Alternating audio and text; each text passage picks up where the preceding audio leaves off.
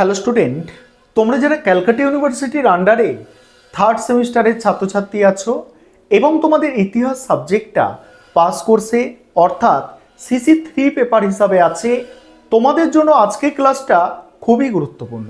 আজকের ক্লাসে তোমাদের 100% কমনযোগ্য সাজেশন নিয়ে আলোচনা করব। তার আগে তোমাদের কোয়েশ্চেন প্যাটার্নটা একটু বলে দিতে চাই। তোমাদের 3 ধরনের প্রশ্ন পরীক্ষায় থাকবে: 5 নম্বরের প্রশ্ন, 10 নম্বরের প্রশ্ন এবং 20 নম্বরের প্রশ্ন।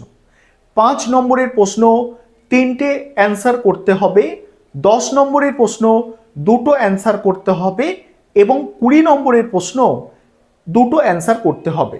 অর্থাৎ 5 নম্বরের 3টে, 10 নম্বরের 2টো, 20 নম্বরের 2টো। এই হচ্ছে তোমাদের কোয়েশ্চেন প্যাটার্ন। টোটাল CC3 পেপারটা 75 মার্কস অর্থাৎ 75 নম্বরের পরীক্ষা হবে। এবারে তোমাদের আমি স্ক্রিন রেকর্ডের মাধ্যমে দেখাবো সাজেশনটা। আর আরেকটা বিষয় তোমাদের বলার আছে, তোমাদের জন্য অনলাইন কোচিং ক্লাস চলছে। তোমরা যদি এই থার্ড সেমিস্টার বা পরবর্তী সেমিস্টার এর জন্য অ্যাডমিশন নিতে চাও বা তোমরা স্টাডি মেটেরিয়াল পারচেস করতে চাও, সেক্ষেত্রে তোমরা স্ক্রিনে দেওয়া নম্বরে যোগাযোগ করতে পারো। চলো তোমরা 100% কমনযোগ্য সাজেশনটা দেখে এবারে তোমরা সম্পূর্ণ সাজেশনটা দেখে নাও। প্রথমেই দেখো 10 নম্বর এবং 20 নম্বরের জন্য যে প্রশ্নগুলো তোমাদের তৈরি করতে হবে, এই সাজেশনটা আমি আগেও পোস্ট করেছি, আবারও একবার আলোচনা করছি। কারণ কি, অনেক ছাত্রছাত্রীদের কাছে এই সাজেশন এখনও পৌঁছায়নি, সেই কারণেই পোস্ট করা। দেখে নাও তোমরা 10 নম্বর এবং 20 নম্বরের জন্য যে প্রশ্নগুলো তোমাদের তৈরি করতে হচ্ছে। যে প্রশ্নগুলোর পাশে স্টার দেওয়া আছে সেগুলো অধিক গুরুত্বপূর্ণ প্রশ্ন, এটা সবসময় মনে রাখবে। প্রথম প্রশ্ন, মৌর্য সাম্রাজ্যের পতনের কারণগুলি সংক্ষেপে বিবৃত করো। দ্বিতীয় প্রশ্ন, কুষাণ সম্রাট কনিষ্কের রাজনৈতিক ও সাংস্কৃতিক কৃতিত্বের বিবরণ দাও। 3 নম্বর প্রশ্ন আছে, প্রাচীন ভারতে শূদ্র ও অস্পৃশ্যদের স্থান নির্ণয় করো। নেক্সট আছে দেখো, সাম্রাজ্যের বিজেতা হিসাবে সমুদ্রগুপ্তের কৃতিত্ব মূল্যায়ন করো। নেক্সট আছে দেখো, অজান্তা গুহাচিত্রের ওপর একটি সংক্ষিপ্ত টিকা লেখো। নেক্সট, গুপ্তযুগকে ভিত্তিভূমি বলে কেন চিহ্নিত করা হয়। পরের প্রশ্ন, অশোকের ধর্ম সম্পর্কে আলোচনা করো। নেক্সট আছে, অশোকের ধর্মের রাজনৈতিক দর্শন আলোচনা করো। পরের প্রশ্ন, খ্রিস্টীয় প্রথম 3 শতকে রোম ভারত বাণিজ্য বিস্তারের একটি সংক্ষিপ্ত বিবরণ দাও। পরের প্রশ্ন, দ্বিতীয় চন্দ্রগুপ্তের কার্যাবলী মূল্যায়ন করো। তারপরের প্রশ্ন আছে দেখো, গুপ্তযুগকে সুবর্ণযুগ বলা কতটা সঙ্গত, যুক্তিসহ বিচার করো।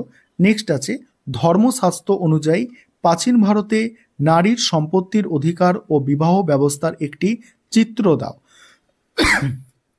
পরের প্রশ্ন, পল্লব স্থাপত্য শিল্পের পরিচয়। নেক্সট, সামন্ততন্ত্রের উত্থানের প্রেক্ষাপট আলোচনা করো। নেক্সট, গৌতমীর পুত্র সাতকর্ণীর কৃতিত্ব বিবৃত করো। 15টা প্রশ্ন এখানে আমি টোটাল রেখেছি, তার মধ্যে দেখে নাও মেন যে ইম্পর্টেন্ট প্রশ্ন সেগুলো কিন্তু স্টার দেয়া আছে। এবার দেখো 5 নম্বরের প্রশ্ন হিসাবে যেগুলো তৈরি করতে হবে। প্রাচীন ভারতের দাস ব্যবস্থার প্রচলন নিয়ে মেগাস্তিনিসের বক্তব্য কি যথার্থ ছিল।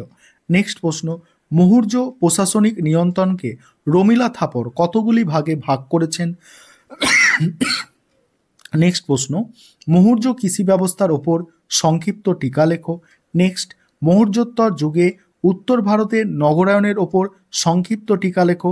পরের প্রশ্ন আছে, শক কর্তব্য রুদ্রদামনের শাসনকালে শক সাতবাহন সংঘর্ষের বর্ণনা দাও। পরের প্রশ্ন, গান্ধারের ওপর টিকা লেখো। নেক্সট, গুপ্ত শাসন প্রতিষ্ঠার প্রাক্কালে উত্তর ভারতের রাজনৈতিক অবস্থা সংক্ষেপে বিবৃত করো। নেক্সট আছে, গুপ্ত সমাজে নারীর স্থান নির্ণয় করো। তারপরে দেখো পরের প্রশ্ন, প্রাচীন ভারতের ইতিহাস রচনায় অর্থশাস্ত্রের গুরুত্ব নির্ণয় করো। নেক্সট, প্রাচীন ভারতে বর্ণ ও জাতি কি দুটি পৃথক ব্যবস্থা ছিল। নেক্সট, মথুরা শৈলীর ভাস্কর্যের উপর একটি সংক্ষিপ্ত টিকা। নেক্সট, মৌর্য যুগে রাজস্ব ব্যবস্থার বৈশিষ্ট্য আলোচনা করো। নেক্সট, গৌতমী পুত্র সাতকর্ণীর কৃতিত্ব সংক্ষেপে লেখো। সমুদ্রগুপ্তের সাম্রাজ্য কতদূর বিস্তৃত ছিল। নেক্সট, সঙ্গম সাহিত্য বলতে কি বোঝো। অগ্রহার ব্যবস্থা সম্পর্কে টিকা, এটা মথুরা স্থাপত্য শৈলীর ওপর টিকা, প্রাচীন ভারতের মথুরা নগরীর গুরুত্ব, অশোকের লেখ বিষয়ে সংক্ষিপ্ত টিকা। এই ছিল তোমাদের সাজেশন।